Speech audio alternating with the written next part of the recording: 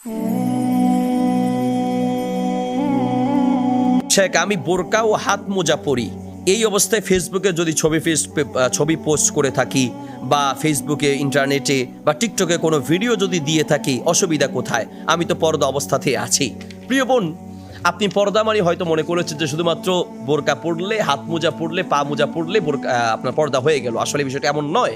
এগুলো পর্দার একটা অংশ। ঠিক তেমনি আপনার শরীরের অবয়ব ঢেকে রাখা এবং আপনার শরীরের অবয়ব, আপনার শরীরের ভাঁজ, এগুলো অন্য পুরুষদের থেকে দূরে রাখা, এটাও আপনার উপরে আবশ্যক। এটাও পর্দারই একটি অংশ। আপনি বোরকা পরেছেন, ঠিক আছে, আপনি যদি সেখানে টিকটকে ভিডিও দেন অথবা আপনি ফেসবুকে ভিডিও দেন, তাহলে আপনার শরীরের অবয়বটা বোঝা যাবে এবং আপনার কণ্ঠ অন্যরা শুনতে পারবে। মহিলাদের শারীরিক যেমন পর্দা আছে, কণ্ঠেরও পর্দা আছে। আপনি সেখানে গান গাইবেন অথবা তেলাওয়াত করবেন, কথার কথা আপনার শরীরের ভাঁজ দেখা যাচ্ছে, আপনার শরীর বোঝা যাচ্ছে, এটা উচিত নয়। এই জন্য উচিত হচ্ছে যে কোনো মহিলা যদি ফেসবুক এই একান্তই নিতান্ত চালাতে চান, তাহলে নিজের কোনো কিছু পোস্ট করবেন না।